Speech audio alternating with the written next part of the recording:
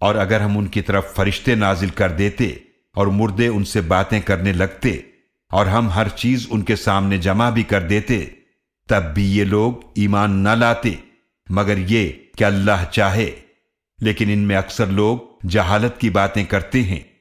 اور اسی طرح ہم نے ہر نبی کے لیے دشمن بنا دیا انسانوں اور جنات میں سے شیطانوں کو، جو ایک دوسرے کو دھوکہ دینے کے لیے بناوٹی باتوں کی سرگوشی کرتے ہیں،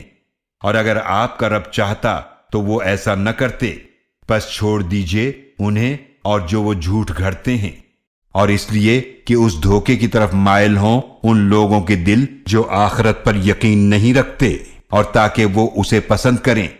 اور تاکہ وہ بھی وہی برائیاں کریں جو یہ کر رہے ہیں۔ اے نبی صلی اللہ علیہ وآلہ وسلم، آپ فرما دیجئے،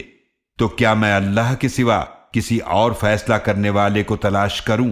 حالانکہ وہی ہے جس نے آپ کی طرف واضح کتاب نازل فرمائی ہے، اور جن لوگوں کو ہم نے کتاب عطا فرمائی ہے وہ جانتے ہیں کہ بے شک یہ قرآن برحق آپ کے رب کی طرف سے نازل فرمایا گیا ہے۔ تو اے مخاطب، تم ہرگز شک کرنے والوں میں سے نہ ہو جانا، اور آپ کے رب کی بات سچائی اور انصاف کے اعتبار سے پوری ہو گئی، اس کی باتوں کو کوئی بدلنے والا نہیں، اور وہ خوب سننے والا خوب جاننے والا ہے۔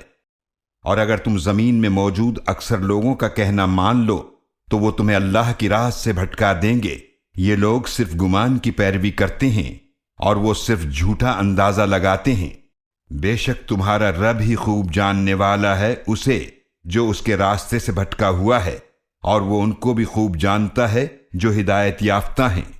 پس جس جانور پر ذبح کے وقت اللہ کا نام لیا جائے اس میں سے کھاؤ، اگر تم اس کی آیات پر ایمان رکھتے ہو۔